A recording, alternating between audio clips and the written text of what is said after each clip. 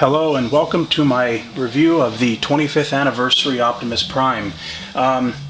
I had looked up on the boards last night and seen that someone in Utah had found a Optimus Prime, the 25th anniversary set, and I figured I'd go out this morning and take a look, hunt around for it. I didn't think it would be out this early. Buying this toy is something kind of special to me because all my life growing up I've always wanted to walk into a Kmart or Walmart or Target or whatever, Toys R Us, and actually buy a Gen 1 Optimus Prime. As a little boy, I just never had the money, never got the opportunity to do it. I've owned a lot of Primes now throughout my collection, dating all the way back to the original Diaclone Battle Convoy, which I have. So I took this guy out and opened him up and figured I'd do a review of him and show you some of the differences between this issue and previous editions of him. Just for a joke, I mean, one of the coolest things that I think that was removed from the original Transformers idea were the mini drivers, were the Diaclone pilots. So I took a couple of my extra little pilots out and put them inside. If you look at some of the early Diaclone commercials, you see all the little guys hanging out in their little spaces.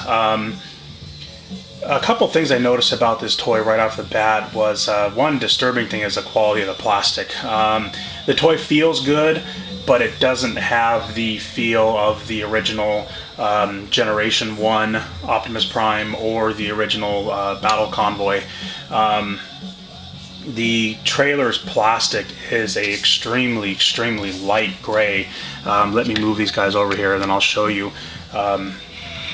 You can see how light it is here, and you can look on the original trailer and look at it and you see the comparison here. There's just a glaring difference. I kind of wonder why they did that.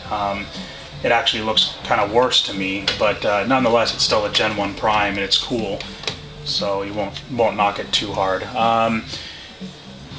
The roller is spring-loaded. It does feature the long missiles. As you can compare the long missiles with the original short missiles, these are the missiles from my Battle Convoy. As you can see, a major difference. It looks kind of dumb if you actually put the original missile in the holder, if it even fits. No, it doesn't even fit. It looks a lot better with the shorter missile. Another thing is Prime himself has the pegged fist and the short smokestacks. The leg plastic bothered me a little bit, but as I transform the toy, it is really a nice toy. It's definitely a neat piece. As you can see here, he has the later model gun versus the bloated rifle earlier, which would be an early pre-rub or Diaclone rifle.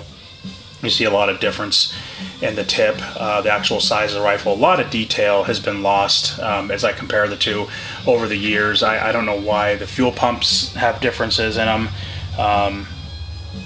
but I guess with time, I don't know how many times they're going to use this mold, but it's really cool that they have decided to issue them out again.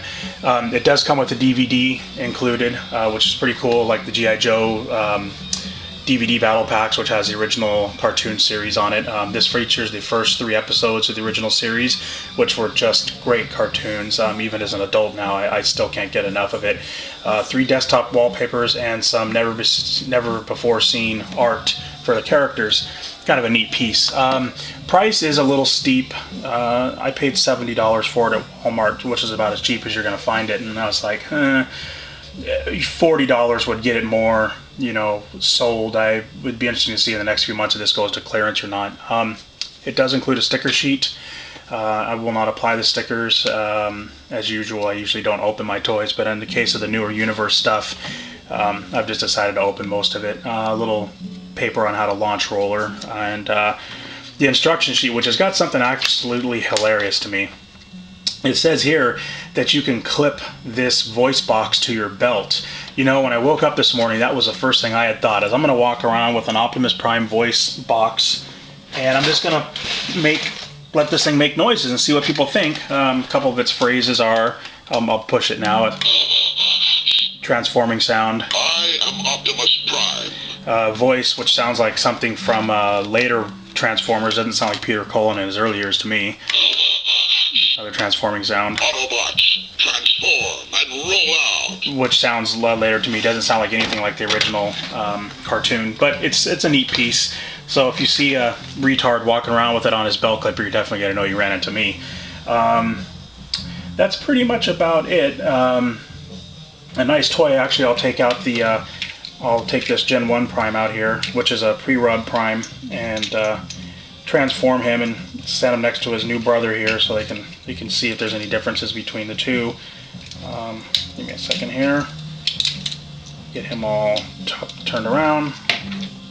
I won't take his accessories out, but you can see I noticed the plastic is a lot bluer on the head of this one, of the new Prime. The later old Prime is definitely a darker plastic. Smokestacks, glaring difference there, short stacks versus long stacks.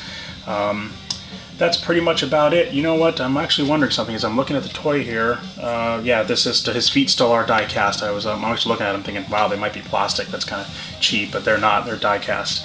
Well, that's pretty much about it. I hope you enjoyed the review. It's my first one, so I know it's going to stink, but hopefully with time I'll get better with them. Enjoy it, and if you like, go out and pick yourself up one. Thanks.